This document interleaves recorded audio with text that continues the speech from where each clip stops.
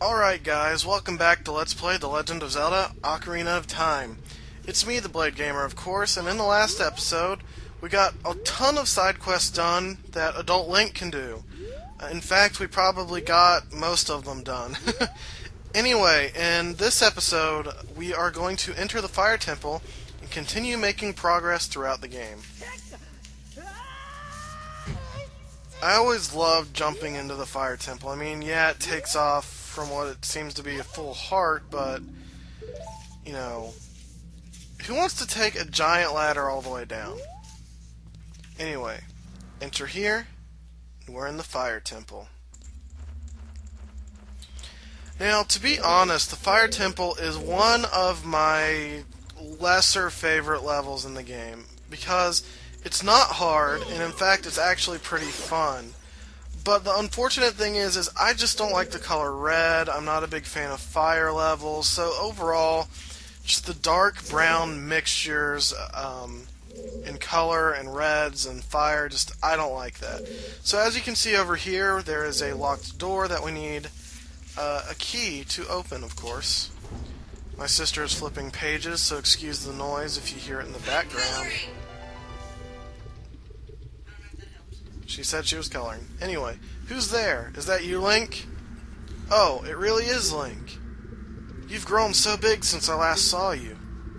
I want to have a man-to-man talk with you, but now's not the time. Ganondorf is causing trouble on Death Mountain again. He has revived the evil ancient dragon Volvagia. On top of that, he is going to feed my people to that evil dragon as a warning to other races that might resist him. If that fire-breathing dragon escapes from the mountain, all of Hyrule will become a burning wasteland. I will go on ahead and try and seal up the ancient dragon. I'm concerned, though, because I don't have the legendary hammer, but I have no choice. Link, I'm asking you to do this as my sworn brother. While I'm trying to deal with the dragon, please save my people. The prisoner's cells are in the opposite direction. I'm counting on you, Link.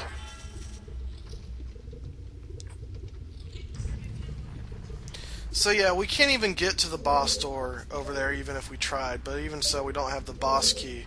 Now what's interesting, there's a couple of interesting things about this temple that not many people know, which I find kind of surprising because this is one of the most popular games in existence. But anyway, one of the things is that Volvagia in the Legend of Zelda, I think it's a manga or the comic book, so excuse me if I get one or the other wrong. But Volvagia was actually Link's pet, and Ganondorf corrupted him, and that is why he is evil. So it's kind of a sad backstory that you have to slay your own pet if you take your official canon from... okay, that was a bad decision. From a comic book or manga. Alright, so over there are some fairies. I just wanted to point that out really quickly. But where you want to go is right over here. I probably should have tried to jump across those things. Anyway, right here is a Goron, and we can free him by pressing this button.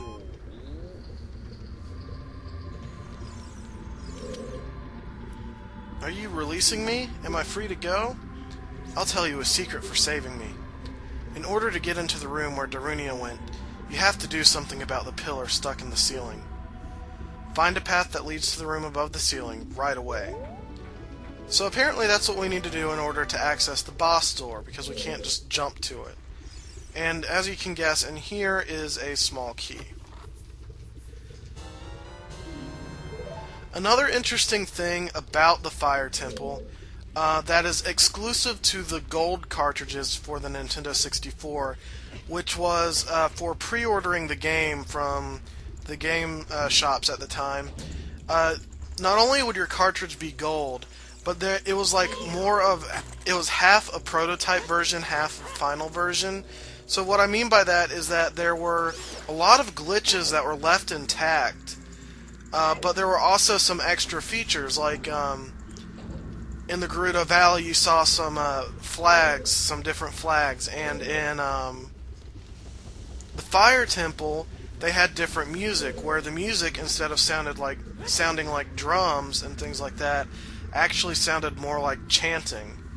and I will probably splice in a sample of that music right now.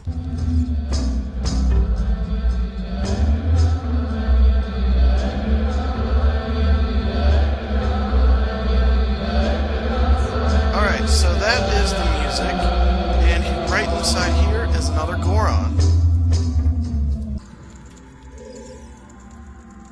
Are you releasing me? Am I free to go? Here's a secret for saving me. A wall that you can destroy with the Goron's special crop will sound different than a regular wall if you hit it with your sword. So basically he's talking about walls that can be destroyed, but you can't see a difference in the wall.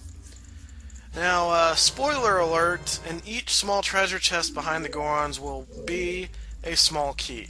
So, yeah, so don't expect, like, 100 rupees or anything like that, just expect a key.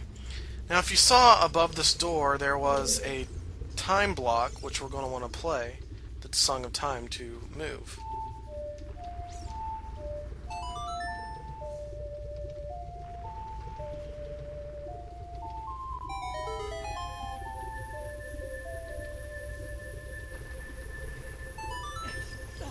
Anyway, which allows us access to another door. Now right in here will be the first introduction of flying tiles. They can easily be destroyed if you use your shield. But it doesn't really matter if you get hit by them. So if you just feel like gunning through it, be my guest. Now over here, these weird leech-looking enemies, or barnacle-looking, these are called like-likes. They will suck Link up inside their belly and will remove your tunic and or your shield. So if you lose your shield or tunic, it is vitally important that you destroy the like-like to get it back. Not only that, they'll drop a lot of rupees as well. So anyway, right here is a gold skulltula, and that's really the only purpose of this room. It's worth it to me if you still have under 50 gold skulltulas, because to be honest, the best reward you can get from the gold skulltulas is when you have 50 skulltulas, as opposed to 100, because 50 will give you a piece of heart. So anyway, these platforms will jet around using fire. If I'm not mistaken, we actually want to head over that way. I can't remember what's quite over there, though. I'm just the type of person who explores every little detail in Zelda games, even if they're pointless. Like, I will see a different and unique room in the temple or dungeons, even if all they hold is like 5 rupees. To me, that's worth it, just seeing how well designed this place is. So anyway, there's a wall right there. You could tell that it kind of looked like a doorway, but there was no door. So anyway, we made a door. Are you releasing me? Am I free to go? I'll tell you a secret for saving me. There are switches in this temple that you have to cut to activate, but you can also use the Goron's special crop to do the job.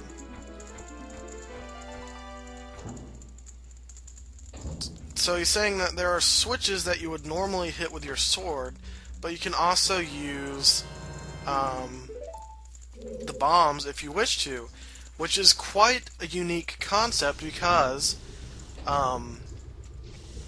if you use bombs, since bombs have a slight delay between activating, before activating I should say, you can actually delay hitting the switches if you do that. These fire keys are really no problem. Just use your shield and it will instantly get rid of their flames. Now right here is one of the more annoying rooms of... Well, it's not annoying. It's definitely one of the more unique rooms of this temple. But what I mean by annoying is there are sections later in this temple where you can fall down to the very bottom floor. And in order to get back up, you have to go to this room. And so having to go to this room and climb up this grate and kill these bats and then push this block downward. It just gets really tedious if you accidentally fall. So if you didn't get the memo, you want to push this box. You would have get this. It's not a box, it's a giant stone slab. If you saw there's a fire jet in the floor, when you push the block on it, the jet will raise it up. So you're going to want to stay towards the center, because if you're too close to the edge, it will hit you and damage you. So we needed 2 keys, and it's a good thing I remembered to go get that other one from the bombable wall. Anyway, so right here is a Goron, but unfortunately we can't have access to him right now because we have to get probably on top of it in order to do that.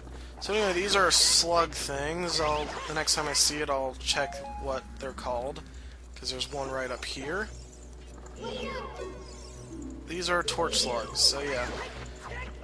Interesting name, but not all that creative. Basically, they will hurt you with fire. Anyway, so what you want to do is jump across and push this block downward so that if you fall down, you have a way back up. So what you want to do is grab onto this crate. Oh wait. Oh, I haven't pulled it out yet. Okay, that's what it was. You want to climb on top of this box. Why do I keep calling it crates or boxes? It's not the milk crates like it was when we were trying to enter the castle. These are giant stone blocks. What am I trying to say?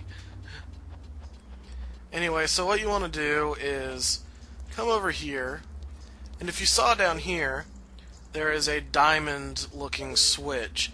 Now, what these diamond-looking switches do is disable certain traps. In this case, it is a trap to get up here. So what you want to do is place a bomb on the switch, because the fire will reactivate in a matter of 2 or 3 seconds. Maybe not quite that short, but you want to be able to get up immediately, or else you won't be able to make it across. So, this is the second floor of the dungeon, and this is where it tends to get a little bit interesting, because right here is a giant block maze with rolling boulders in between it. So, one thing you're going to want to do immediately is come right here to this corner. You see how his sword sounds different than this wall? It doesn't have quite the clanging sound, and it's more of a clink. And this is a bombable wall. And behind it is a gold sculptura. So, some people may miss this gold sculptura. That is where it's located. And we got our second gold sculptura. And if I'm not mistaken, there are 5 in this dungeon. Alright, so... oh, watch that. Alright, so right here is a door, which should lead us to another Goron. Yep.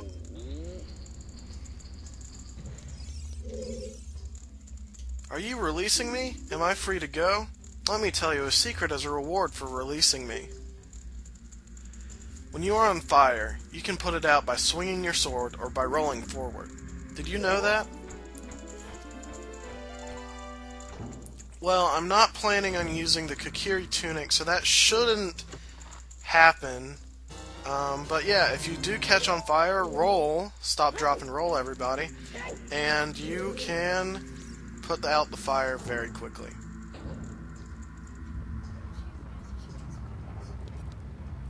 And this block maze is... it's not too confusing. There's a door there you can enter. And it's not that hard to avoid the rolling boulders, luckily. But, if I'm not mistaken, there is another door on this end. Nope, there isn't. But there is a Goron up there that you need to step on a switch to release. I thought there was another door. Maybe it's just the switch I was thinking of. But you're going to want to hit the switch because... actually, here it is. This is what I was thinking of. It's this Goron right here. Are you releasing me? Am I free to go? I'll tell you a secret for saving me. In this temple, there are doors that fall down when you try to open them. When one of these doors starts to fall, move. If you use a sample of the Goron's special crop, you can break it. So he's telling us about fake doors, which we will be seeing in one of the next rooms, that will fall and damage you, and you can destroy them by using the bombs. Anyway, guys, unfortunately we've run out of time for this video. We got a decent bit into the Fire Temple, actually, and in the next episode we're going to continue with the Fire Temple. This is TheBladeGamer. See you next time.